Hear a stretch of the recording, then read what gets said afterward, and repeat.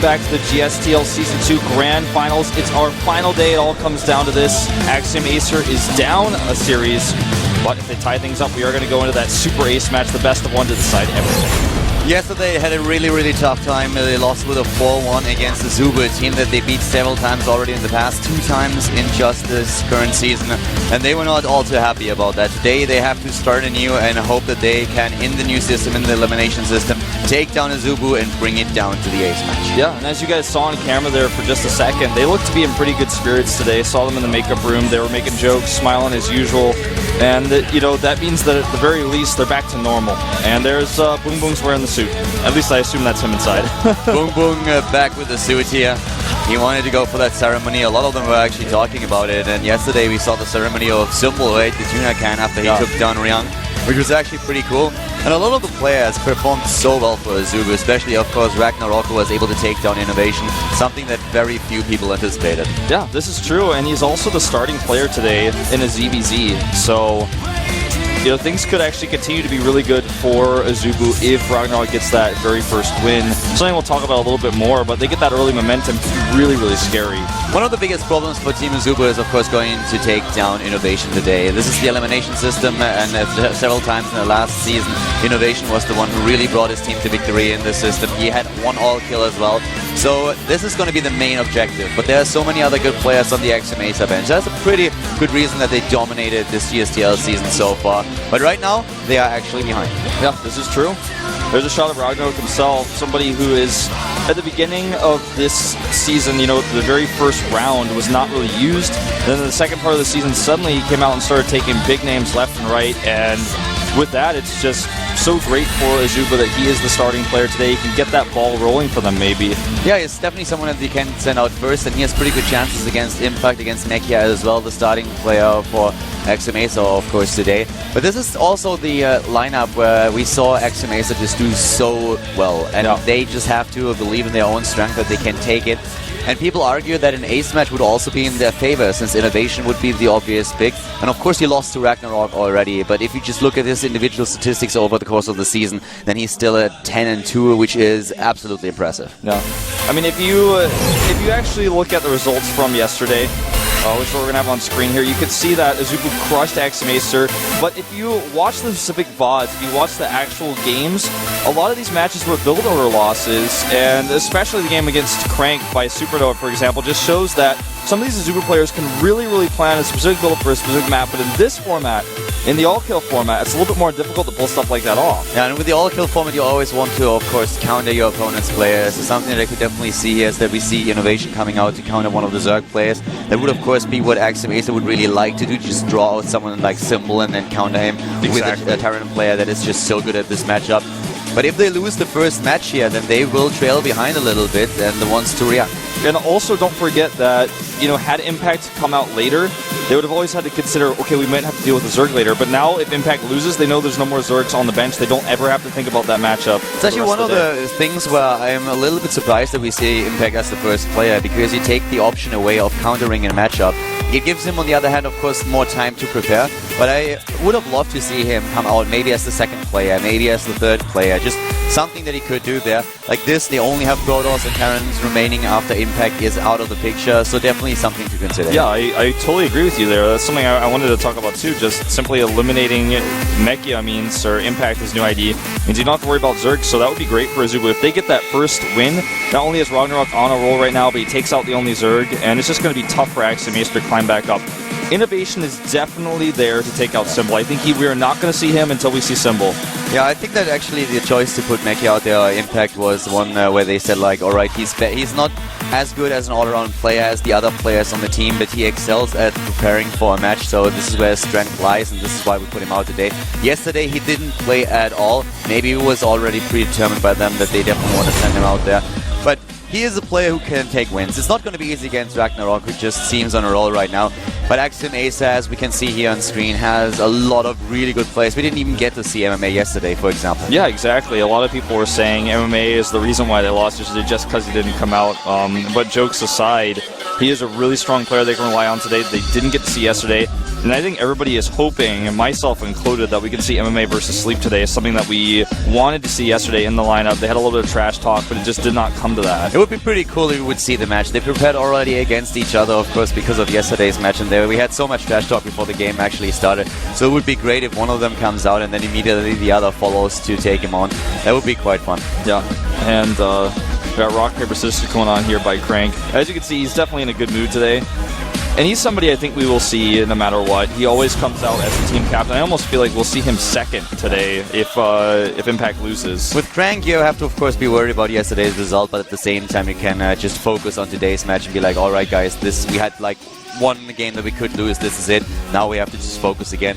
And they have to do a good job at that, since AZUBU has a lot of good players here. We are starting things off today with Ragnarok, of course. But if you just look at this lineup, Boom Boom playing great games these days. Sleep has a lot of confidence in his own abilities. And of course, we always have the man with a plan symbol right there on screen, taking out Ryang yesterday in game number 1. Yeah, it feels like the weak link for AZUBU is really their Protosses, because Vines very rarely ever plays. I think he only played once in the second round and lost. And Patience has played sometimes but lost more often than not. Somebody who's not really been able to pull his weight for the team, although he's done a lot better than he did on Prime since he was never called out. There's Supernova, the man with the plans, the man of all build orders. I saw him actually when I first got to the studio. He was asleep, curled up in the corner, and I just thought, as usual, I want to take a picture of this so bad, but I have to respect him and not do it. But I was so close. The cool thing about Supernova is that he showed us different strategies every single time, so it's very difficult to prepare against him. Usually when you see a player in the GSTL perform several games in a certain matchup, you can always rely on the VODs being available and analyze his strategy a little bit, at least get a feel for his general playstyle. But with Supernova, we've seen so many different strategies out of the last few team matches where he played. He showed us mech against Protoss, he was very aggressive against then another Protoss player. Just so many things that he can do here. The push versus life that he executed was a bit more old school, where he used Hellbats, a couple of Marines and Medivacs, and of course Marauders. So very strong strategic preparation coming out of Supernova here. And Ryang, of course, as usual, going for the troll mode. Oh, wow. Wow. I was wondering how low is he going to go. There's, of course, the AZUBU coach. And it's good to see everybody on the team having a smile. No smile. No smile. Except for him, of course. Boom Boom's actually wearing the suit, and I love to see that. We saw in the old days of StarCraft 1 a lot of teams having a mascot come to the booth, but this is even better than that. It's actually just Boom Boom in a suit. And apparently the suit that he's wearing is a character that actually shares his name. Yeah. So maybe that's what he named himself after. He didn't wear it because yesterday was apparently in the booth, and he didn't think about grabbing it when he actually won his match. But let's see how Axiom-Acer can do today. All eyes on them now, of course, now that they are down in the series. Before yesterday, everyone said that they expect Axiom-Acer to really take it. Or most people actually did. Yeah. I really felt like they were slightly favored in the matchup. With the map list. It was a topic that was kind of controversial. A lot of people felt differently, but they still lost it 4-1. Yep. It wasn't even close. The coach actually said the same thing after the match. He said that he was very surprised they were able to win it, and even at the beginning when Symbol took the game against Ryang, he thought it would still be very, very close, so he was surprised by the performance of his players, and of course pleasantly surprised at that, especially by what Ragnarok did here. Taking out Innovation was just a huge step in this series. Yeah. And for him, he is going to be playing a totally different matchup in our first set, so don't forget about that, whereas Impact could be training for this matchup for a long time. Well, focused on it more so, I guess you could say, because he didn't have as long. As soon as he knew about it, he could start training, but it's definitely going to be a really exciting one to watch, especially for me, because Ragnarok is on a roll so much right now that even though it's a totally different matchup, he's already won this matchup against StarTale, defending the all-in the Zerg versus Zerg. He's ready for almost anything, it feels like. And of course, Symbol, this is one of the key players for the team. Ryang was not too successful yesterday. He lost to Symbol and he wants his revenge today. The same is true for Innovation, another player who is now in a spot where he really wants to redeem himself. Yeah.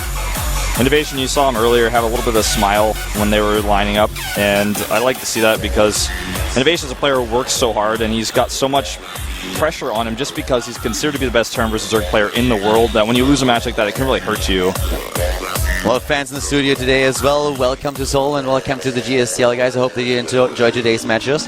And one of the games that I really want to see, I want to see how it actually works with the picks of the coach. The AZUBU coach has shown us in the past that he really has quite the knack for it, and he has a lot of players to choose from. I would love to see Sleep. Sleep was so confident when he talked about how he's going to beat MMA, so he doesn't necessarily have to come out against MMA. I just think any Terran player at this point will do. He did very well in the individual league against Terran already. Now he prepared specifically for MMA, but we could also see him against a different Terran player. Yeah, even Ryung or Hart, either one of those. Basically, there's a lot of Terran players that he could choose from. And, I'm really curious that if we go into that Super Ace match, what players they are going to pick, because I think Innovation is the obvious choice for Axiom-Acer if you think about, what he's done so far. But for AZUBU, if they're thinking that, are they going to want to play against him with Ragnarok again, or would they rather use Symbol because he's, in general, a stronger player? That's a tough choice to make. Yeah, I'm pretty sure they already had a discussion at the team also where they were talking about it. It's a very obvious choice going for Innovation here, and I don't think that we will see anything else from them. So I think it's going to be Innovation if it comes down to that. By the way, I just want to mention to you guys again, the HOT6 Cup will be from Wednesday to Friday, and the finals will be on Saturday coming up, starting on the 4th on Wednesday. That's going to be next week, I believe, so make sure to tune into that. 2 weeks. 2 weeks, yeah, 2 weeks. Wow, yeah. We're not quite at the end of November yet. I was getting excited for December, but yes, 2 weeks from now, thank you. Yeah, I'm not getting too excited for December. It's already cold enough in Seoul as it is, at least during the night, so December will be a bit painful. Yeah, today is not so bad, I guess, compared to yesterday. Today is all right. Actually, during the day, it's still kind of nice. And as soon as it gets dark, then suddenly the thermometer drops by a lot. No, it's so true. I was out actually running some errands this morning, and I felt like when the sun came up, it was okay. Then when it started to get dark, when I was getting ready to go, I was like, I think I have to go home and change. I can't actually go to the studio with what I'm wearing. I had to go home and change. No, it's definitely getting pretty chilly here, and I think in December we'll probably get our -20 once again. So yeah, that's going to be -20. There's nothing else to say about it. If you've never been in -20 degree weather, don't try it. Just avoid that, actually, at all costs. It's not fun. But we are here, of course, to watch a bit of StarCraft, and ZVZ is the matchup that we have first today. And the one thing is that Impact didn't get a chance to show his skills yesterday. The same is also true for MMA, for example. So these two will definitely try to come through for the team today now. And with MMA, the same thing is true as what I just said earlier about Sleep. He really wanted to show what he can do. They bannered so much, and they were really eager to play that match. And Crank himself said that he expected to go to the 6th match. He expected them to lose a couple of games and then take it into a potential ace match. So with MMA, we probably have a lot of preparation in there as well. He didn't play, he didn't lose, but of course he was also probably very demotivated by what happened yesterday. Yeah, he also didn't show any strategies, so he's coming out kind of as a surprise player today. And do you think that if Ragnarok wins here, they might send MMA against him? That's a tough call, actually. Yeah, I'm actually not quite sure what exactly I would do in their position, but the thing is, if Ragnarok takes the game right now, you want to have someone that can stop his momentum, and I think after yesterday's victory and his recent streak, they take him very seriously. I could definitely see MMA there. I was also wondering for a little bit if we might actually see Innovation early in the series. There's of course always the wish that you have that you can use him against Symbol, but at the same time, if you lose game number 1, you're already trailing behind. So then you will probably not be in the position where you can really bait out your opponent's strongest Zerg and then set Innovation up against him. So we might actually, if the first game goes to AZUBU today, we might see Innovation earlier. Yeah, that's true. I could see him or MMA. I think both picks would be really good because game number 2, I feel they really need to win it. You know what's interesting to me, thinking about that specifically, I really like that you said that, is also Innovation might want revenge. And if Impact loses here, Innovation can actually go against Ragnarok again in the same matchup on his map pick. And he might even, want to pick the same map just to fight it out. But that would be interesting to see. That would at least be epic for sure.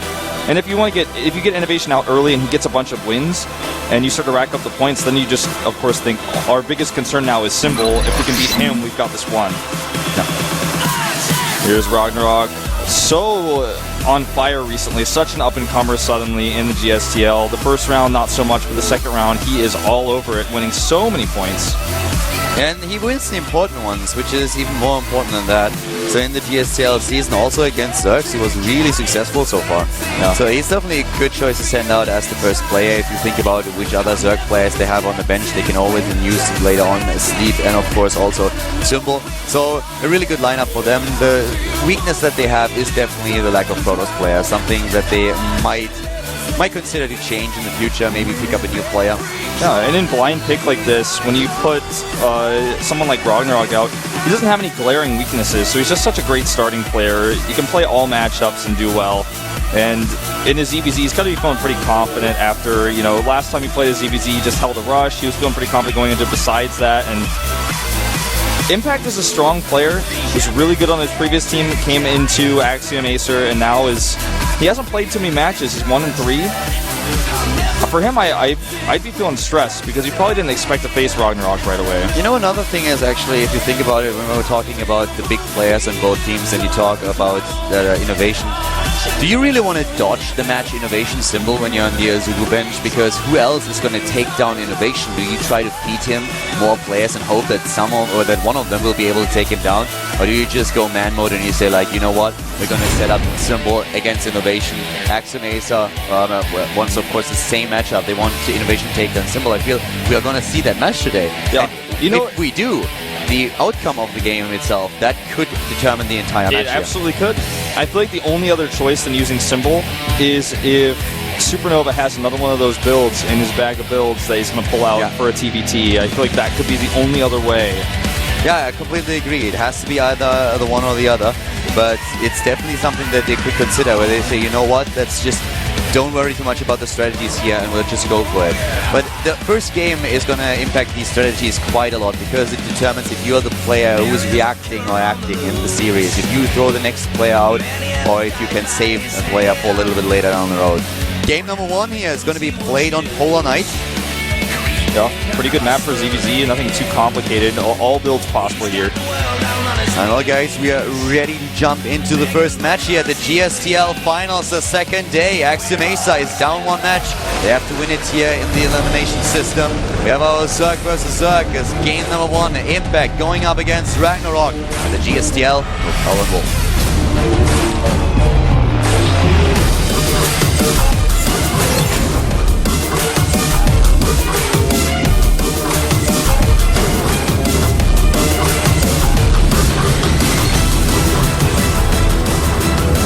Starting to the bottom of the map, facing a 9 pool, is the Axiom-Acer player.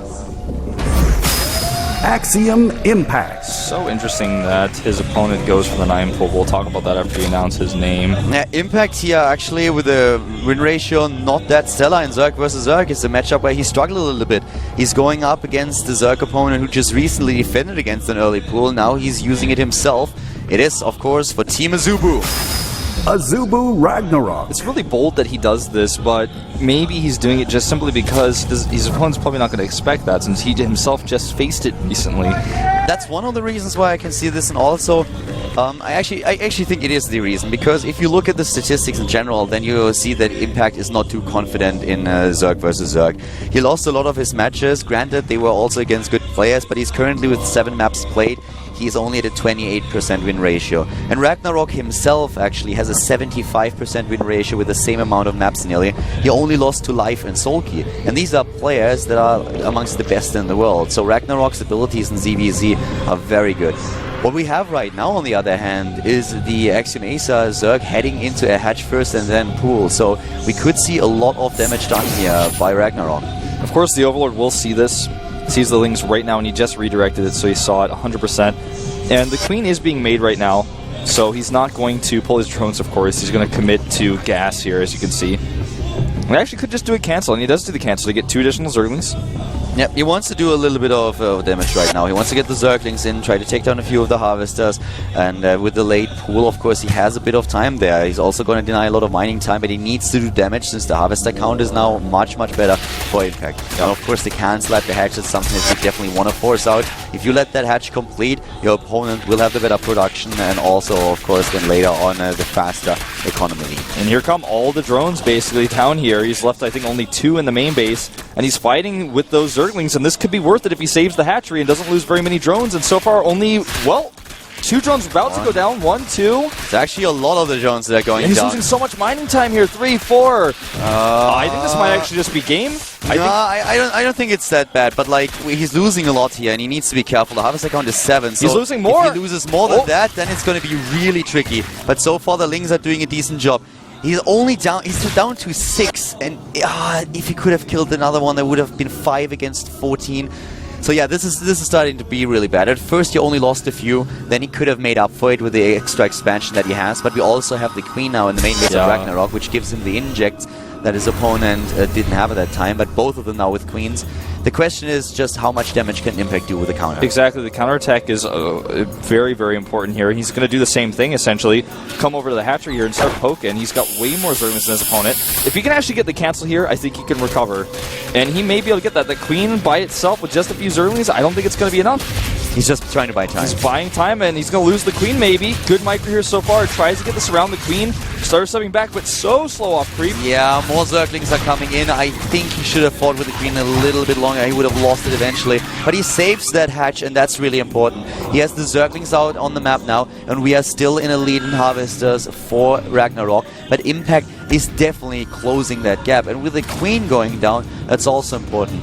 Another thing is that Ragnarok actually lost an Overlord here, if I'm not mistaken. I think one of the Queens took one of the Scouting Overlords at the bottom down. Yeah, or at least he tried to, that's for sure. The Queen was definitely out in the front of the map. May have turned around because of the Zerglings coming, because it was scared, but I think he actually did kill one. I think you're correct. Something to consider here. And now the worker count 18 to 14, still slightly in his favor, but he did lose a little bit of production from not having that hatchery. And the game actually stabilizes a little bit for these two, but Impact is still in a more uncomfortable position with the big drone deficit. Exactly. Ragnarok is now droning up. He has the Zerglings on the map, and this is, of course, helping Ragnarok a lot. So the early pool here, definitely not taking down his opponent immediately, but also crippling his opponent, and therefore the economy, and therefore taking that lead in the game. So that looks pretty good for him. Yeah. The Spinecrawler going up for safety because his lane that got in the main base didn't see a whole lot. He's pulling Larva here. And as soon as that Overlord finishes, he's going to make a lot of something. You know, he's going to have to make a choice, and I think drones is a more reasonable choice, and that is what he goes for. We have no gas taken, by the way. None of the players were able to really get an extract up, and for good reason. So much aggression on the map. The Spinecrawler now gives him the safety, though, so we should soon see him take the first extractor here. But he has a nice lead in the Harvesters, 20 to 25. Yeah, tries to get a little bit more scouting information. Will actually get into the main base this time. And with that, he can actually check the drone count and see that there's no gas for his opponent. So now he doesn't have to worry about an all-in attack coming with Speedlings or even some Banelings. He knows 100% that he's safe here. And the double extractor here is already on the way. The same is also true for Impact, who started his own.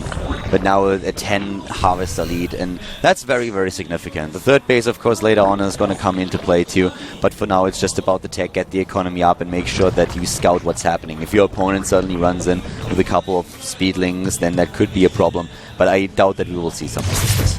Yeah, this is looking worse and worse for Impact all the time, just because his gas is slightly delayed. He's about 60 gas behind. He's 8 Harvesters down still, and speed is started first for Ragnarok. He goes for the Roach Horn. He skips speed, which I actually kind of like that choice. It's risky, but when you're behind, you got to take risks. That's what you have to do. Just cutting that speed out, making sure that he doesn't have to spend all that gas. Yeah, Ragnarok is now just in a spot where he has better income. He will be the one who will be the faster tech out there. We already have the double evolution chamber started ahead of Impact, so his upgrades will be faster. He can go into lair tech if he wants to, and he will, with his speedlings, also be able to take his third base. Yeah, he's going to have total map control. The Zerling is checking for that third base. Very smart scout here. The Overlord should see it, and probably the scout deny will come down to follow. There's an Overlord nearby, though, that can continue to scout the third. And he's actually making quite a few Zerglings here, 20 in fact. He really wants to make sure he can control the map. And with this, he definitely will. I mean, there's no way that there's going to be a third base for Impact until he gets more roaches out. You know, with all of those lings, he can start to become really aggressive. He has that force on the map, and he can try to apply some pressure, maybe even get those lings in the middle of the runway into the main. He will at least try or just posture around at the front. Yeah. And he also adds in the +1/+1. These are upgrades where they are both on the same level right now. A bit of a fast attack for Impact, but of course he doesn't have that army supply that we see here for Ragnarok. It's 36 against 21, and those lings alone are already baiting out units. Yeah, they certainly are, and they were spotted at the last second only, so don't think he's going to break through here, but he could certainly try for it. There's too much of a wall there, double queen, and so much to back it up behind, so he's just going to try to poke away at it, though, and if he gets the Roach Warren, that could be pretty big. And I think he might actually be able to get either that or the Evolution Chamber, maybe even both. there's just so much DPS here, and the Lings defending can't do a whole lot. The Roach is coming now, and they definitely help out, but one of the evolution gems is already gone. The Roach Warren is also down, and we have the third base for Ragnarok. He still has a lot of Lings. The problem really being in this situation for Impact was that the Roaches were quite late, so there were only very few units that could attack those Zerglings. Exactly. All the Zerglings he had defensively couldn't attack because they faced the same problem that Ragnarok's Zerglings had. They just didn't have the surface area. They couldn't go through the choke point. They were up against the wall themselves. And now we have no additional Roaches possible for Impact any longer. He also lost one of his upgrades. He just restarted the armor upgrade, so he's going to fall behind in this regard as well. And this is getting a bit tricky. Yeah. I don't think the Zerglings are going to be able to make anything happen at the third base, but he's already bought so much time, and his third hatchery is already way, way ahead. He's getting his own Roaches now. Roach speed is halfway done. And he may actually just try to hit with Roach speed and a bunch of Roaches. See, he pokes here at the third. He knows he can't get it, but he's looking at it and he's like, well, my hatchery is way ahead anyways. This is probably still going to be fine. He could try to attack it very soon. The 1-1 is done, and he will definitely be up one armor upgrade at least. His own third is already completed, and with 8 Overlords in the making, he wants to give himself that buffer in supply that allows him to just get a massive amount of units into the game. Yeah, look at that 2-2 hit basically immediately for Ragnarok. He's not waiting any time, and there's way too many units here. 84 to 49 supply in army. Here come the Lings trying to cut off the retreat, and now all these Roaches are trapped, and he has 80 army supply against 50, and there's not a lot he can do. The Spinecrawler is out of position, just barely able to poke one of 2 of the Roaches. But the forces of Impact, they are gone, and this third base is exposed. He's even dancing the Roaches. He knows how ahead he is. He knows he's ahead in the upgrade. He clicked, he checked, he saw the Evolution Chamber go down early, he killed it himself. And that is going to be all she wrote for game number 1. An early lead with an early pool, and that's all he needed to just keep pushing his lead, making smart choices. And AZUBU just on fire right now, and so is Ragnarok. He snipes the hatch, walks away. The hatch and the Evolution Chamber, they are both gone. He retreats for now, but he has 3 bases against basically 2, and only one of them is mining. Still the superior number in Roaches moving in. The upgrade lead is still there, and there the inevitable GG as Impact taps out, and Ragnarok takes game number 1 for AZUBU. In the all-kill format, this is the only match that you can't really try to prepare for your opponent in the sense of, okay, I want to play against this match if I'm playing here on this. You know, basically you can look at the map only and expect something, and he didn't expect Ragnarok, I feel, here. But now they get to make all the choices. They know exactly what they're up against. They get to pick the map, and it's time for what we like to call Plan B. And who's it going to be? Will it be MMA? Will it be Innovation even? We talked about it. I think Innovation could actually come out here. It's possible. You know, in a lot of other matches that we could have seen, I would have said, alright, we are going to see Ryung. Because Ryung is a player that is solid. A few of the other Terrans that you have on the lineup are better, so most of the times you want to save them a little bit longer. But looking at this and considering how important this match is, I would be very surprised if we see Ryung. I think they are going to use either Innovation or MMA here. If I was the coach, if I was Crank, I would look at this and I would be like, we have to take this kid down. He won so many games already. We didn't really look at him too closely before that, but yesterday he defeated Innovation. He's very strong, and I don't want this kid to snowball again. Somebody else I think we could also see is Alicia, because for one, yesterday when I talked to him briefly after the match, he just looked at me and said Void Rays about 4 times, and that's the matchup for that. But no, like I can tell you why he said Void Rays. When I came to the studio, I was joking with him again that he should use Void Rays, and he always just denies it and says like, no, Void Rays are really, really bad. I don't want to use them. So that's why when he came back, he said like, yeah, Void Rays. But yeah, that's just, of course, jokes aside, I think Alicia could be a good player to send out against a Zerg. He's done well against Zerg in the past. He hasn't, I think, played against a Zerg in a few rounds of the GSTL, but he seems to be pretty comfortable with the matchup. If he can get those Void Rays out and play the late game, he does play a really strong late game Protoss versus Zerg. And Ragnarok has been, playing different matchups recently, prepared for a Terran specifically, so maybe they want to just switch things up for him and say, all right, you prepared for a Terran, and then you prepared for a Zerg, and I'm a Protoss, so I'm actually the third part of the triangle here, and I'm going to come in. I just don't think that we are going to see Crank or Ryung right now. Yeah, I don't think either of those would be the right choice here. Maybe later on the road, but I feel right now they have to send someone else. They have to take him down now. Ragnarok just spiraled out of control too often already, and you don't want to risk that. And of course there are other players on the bench that you worry about, but still, Ragnarok, I would be a little bit scared of him right now. Yeah, I am. I'm very scared of him. He's really scary. I mean, he's just beating so many good players, and even when he was on a roll, and then when he had to play against Innovation, everyone was like, yeah, he's been on a roll, he's been really good, but I don't know if he can do it. It's possible, but then he beat Innovation, and now he's won his first game. He just got too much momentum. He's like... The first game, on the other hand, was against Impact. And Impact is not the best Zerg versus Zerg player that we have there. So Ragnarok himself is really strong in the mirror matchup. And I think that AZUBU was probably really happy about the picks when they saw that it was a ZVZ in game number 1 and that they didn't have to face anyone else. So I feel that was definitely the point where the coach said, all right, you have a pretty good chance of doing it. Now you did it, and the plan B has to come into play. You have a second player that can prepare for the eventuality that your first player loses, that already knows who he is up against, and that is plan B, and that has to come into play right now. They have to show who they prepared in case that Impact wouldn't be able to make it. And let's find out who it's going to be. MMA on the edge, it's him. It's MMA. I like it. As I said, MMA or Innovation would have been my picks for the second game, and for this very reason. So they are bringing out the big guns, and they bring out a player that prepared for Zerg yesterday. He prepared against Sleep, was not able to play. Now he gets his map pick, and MMA has to perform for the team now. Love it. Good pick. A really strong pick here. It makes 100% sense. And MMA is ready for blood here. Did not get to assist his team at all yesterday, and he is ready to at least put them into the tie score now. And I gotta say, MMA, with the practice against Sleep, probably prepared a lot with some players from other teams because they only have Impact on their team, and Impact also was preparing for a totally different matchup, so playing against MMA would not be so helpful for him. Really curious to see what sort of builds he's prepared. I'm curious to see the map. Yeah, me too. But I think before we are going into the game, we are actually having another 5-minute break. So guys, stay tuned, and then we'll see the second game here at the GSTL Finals, day number 2. MMA going up against Ragnarok.